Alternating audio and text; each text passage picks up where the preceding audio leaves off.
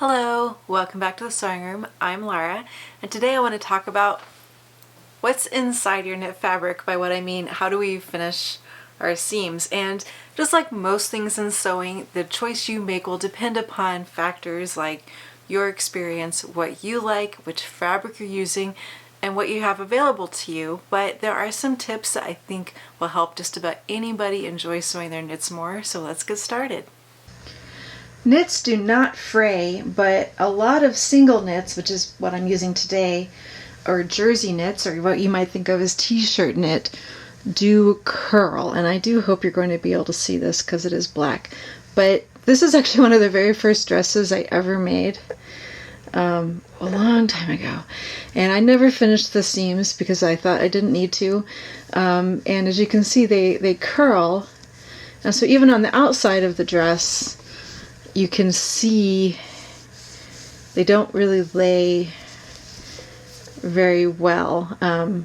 You can actually see them even through to the front of the dress. So I've never fixed it. I like this dress. I actually wear it now as a house dress because it's a little, as you can see, it's a little worse for wear.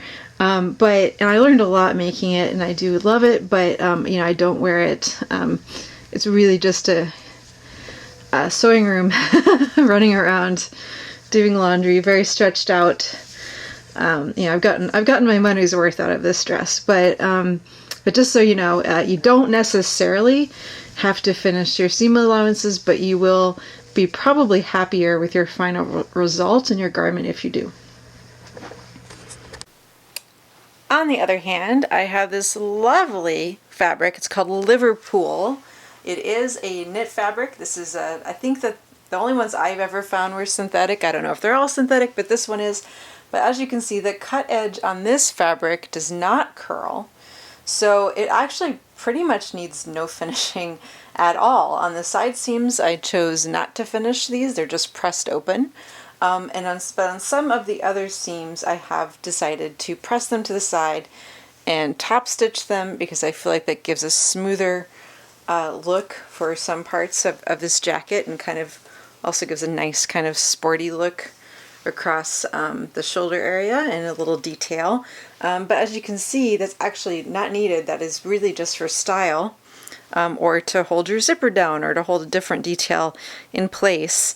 So if you're choosing a fabric for your knit adventures and you don't want to do a lot of finishing, this is a really good option. So in this case, you can see I actually sewed each seam with just a zigzag stitch.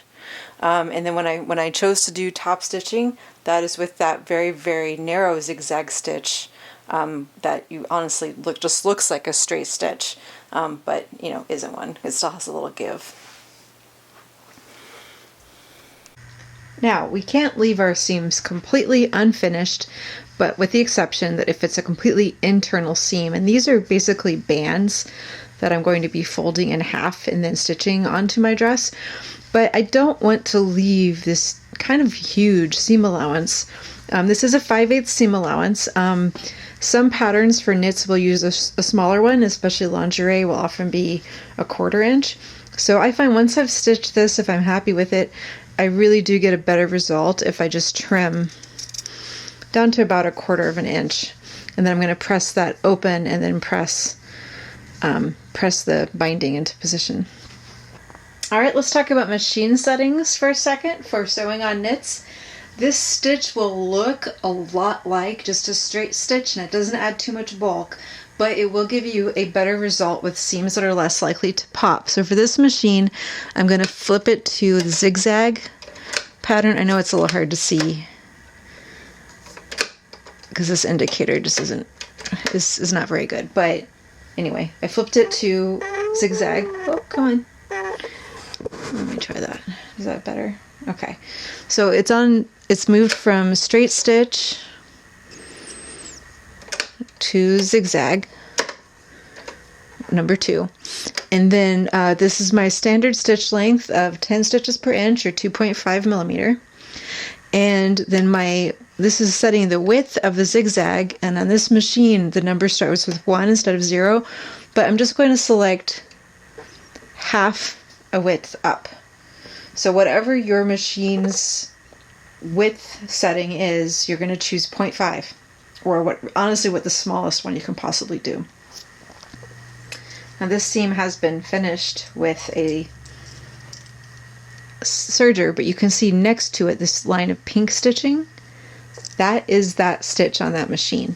And again, it really looks just like a straight stitch, but it just has a little bit more give, a little bit of stretch built into it from the really tiny, tiny, tiny zigzag.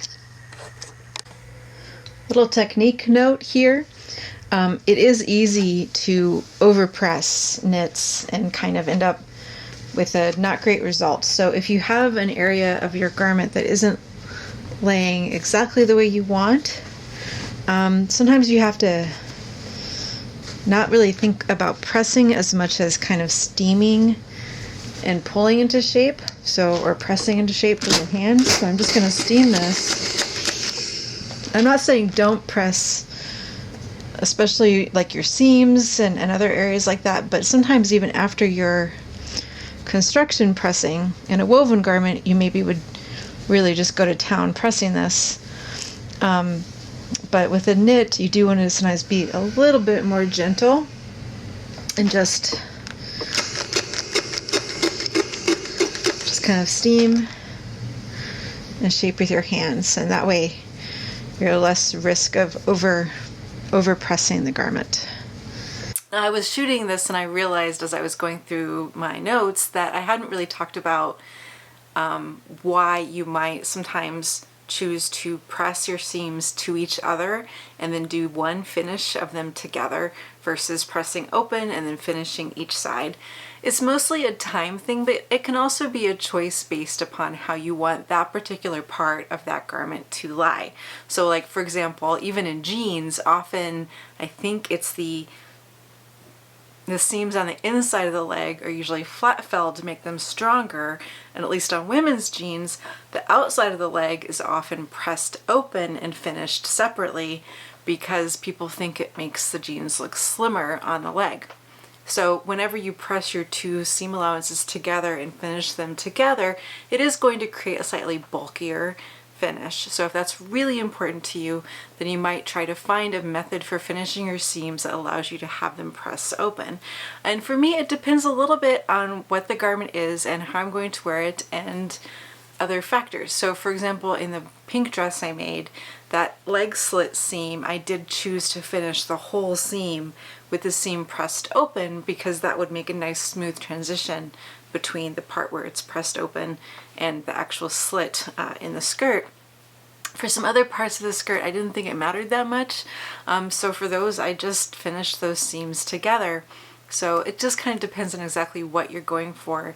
And of course also finishing your seams pressed together is going to save you some time. So if you are short on time, then that choice might be the one that you would choose to make.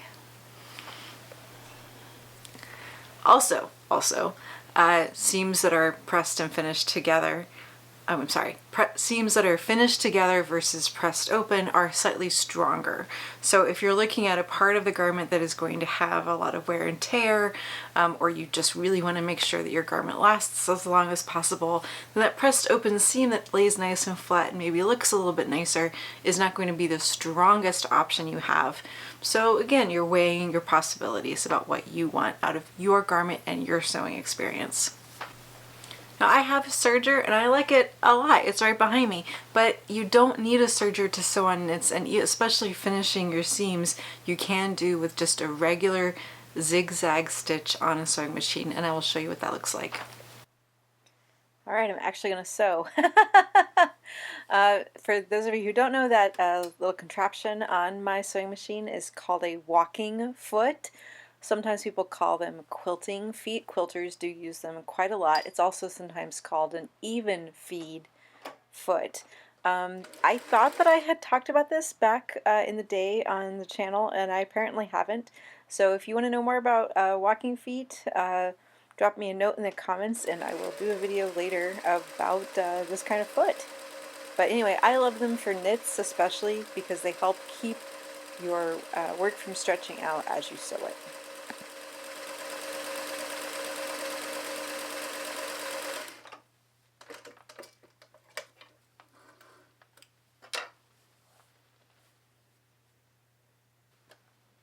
Alright, for the second line of stitching, I'm going to choose a wider stitch width for my zigzag. And what I often try to do is kind of balance the width of the zag in terms of the length of the stitch too.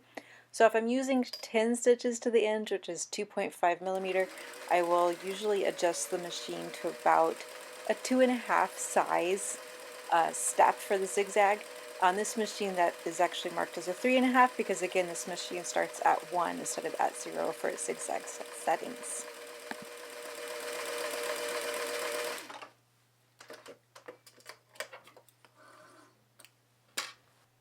Now in case you're saying to yourself, well, that's all very well and good, but what all the rest of that seam allowance, isn't that just going to curl and be funny?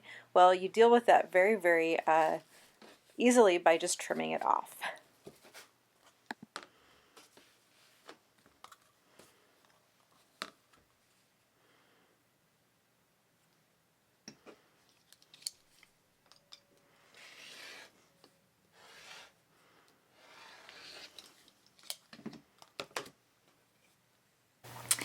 If you have been here before, welcome back. If this is your first time, thanks for stopping by.